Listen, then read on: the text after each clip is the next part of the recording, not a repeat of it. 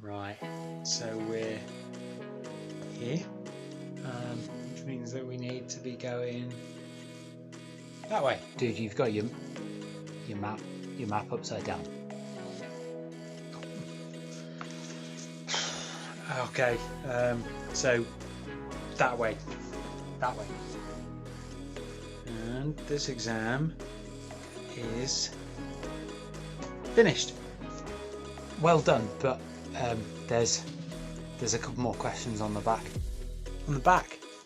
Oh, there's more on the back. God, come on, here we go.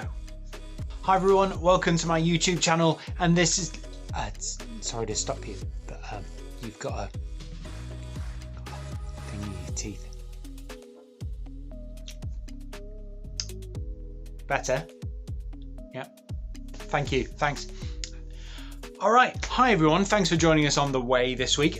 Today's passage is all about correction. So it's about getting people back into God's family and putting people on the straight and narrow. I really don't like being corrected. I find it really, really difficult, and that's a problem that I've got. But it's absolutely essential that we do this with each other in a church, because it's essential for our lives, for our growth, and for us living together as a family, as a church family. So it's absolutely essential that we get this right. Now, if you have a think back to my 3 examples of correction, how mad would it be if I'd have refused those corrections? How mad would that have been if I'd have been reading my map upside down and somebody said, "You're going the wrong way," and I just kept walking in the wrong direction, knowing that I was in the wrong direction? How mad would that be? If I was halfway through an exam and I thought I'd finished, somebody showed me where the other questions were on the back, and I just turned it over and didn't bother doing them. How mad would that be? Like, what are you doing? And also, how unkind would it be if you'd have seen me presenting this with seeds in my teeth and not gone, Andrew, dude, you got some seeds? Like, how unkind would that have been to know that I was presenting this with manky teeth and just to let me do it anyway? So we've got this situation that needs to be addressed, and the person is being kind in mentioning it, and the person who's being spoken to needs to accept that they've got something wrong and they need to change something. Now, correction in the Bible isn't about getting anything stupid wrong, like reading a map upside down or missing exam questions. It's about much more serious stuff, like falling into sin. So it could be about anything, like treating somebody badly, or God doesn't want you to treat them. It could be to do with holding something more important to yourself than God. Correction is much more kind of close to our hearts, things that are important to us, like our actions and our attitudes that reflect God badly to the people around us. This is serious stuff.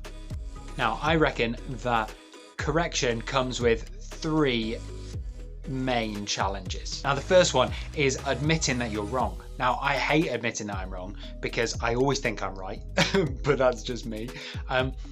And that's something that I have to do to change, like is that I have to admit that actually I'm just a person, I get things wrong, and other people are going to correct me, and that's fine. Now, admitting that you're wrong takes courage, and it takes humility as well, to admit that you've got something wrong and that you need to change course slightly. That's a really brave thing to do, to accept that.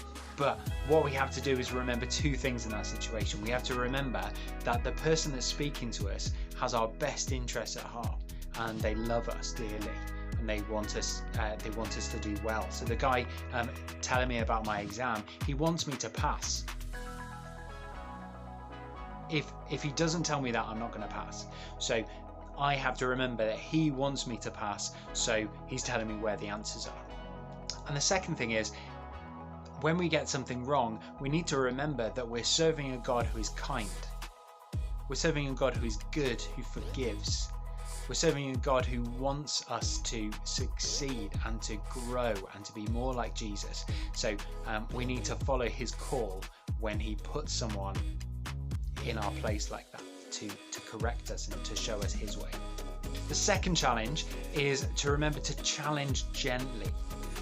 It's really difficult to get this right because we need to be firm when we're challenging people. We need to be like, actually, God says that what you're doing is wrong, and we shouldn't be doing it that way. We need to do it slightly differently.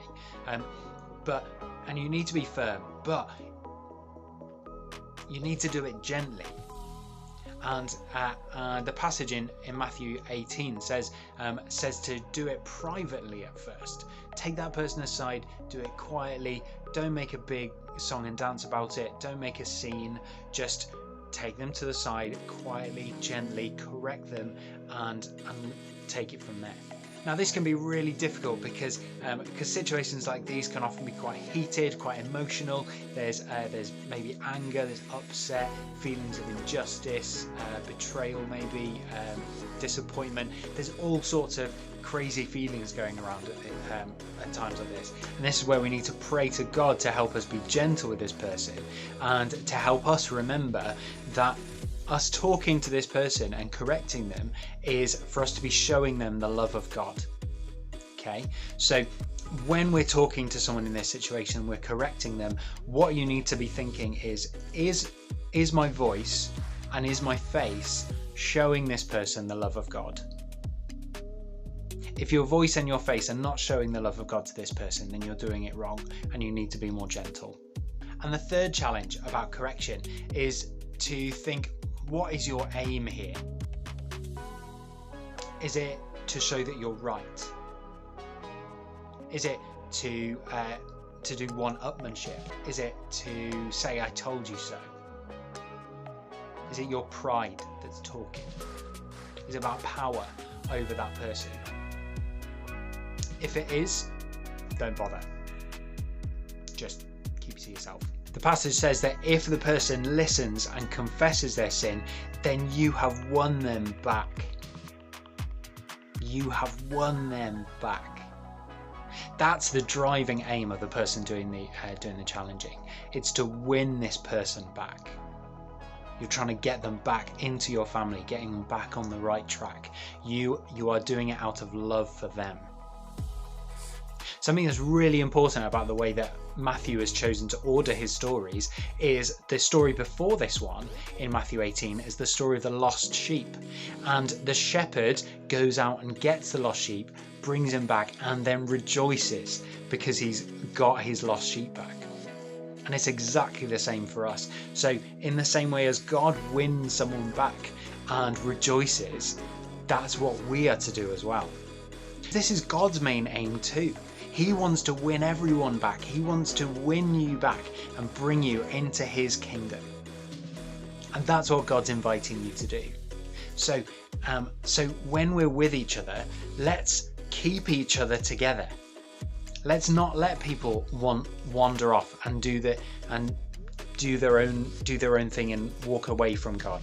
Let's correct them and bring them back in, because that's what God's inviting us to do with him.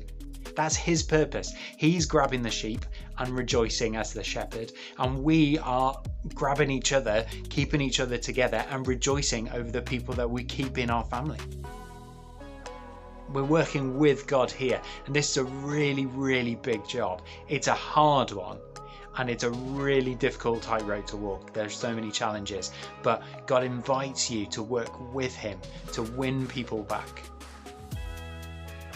So pray about it with God, do it in the right heart, do it in the right manner. And if someone challenges you, remember that this person loves you and wants the best for you, and that God is good and is willing to forgive everything you've ever done. Thanks. Have a good week.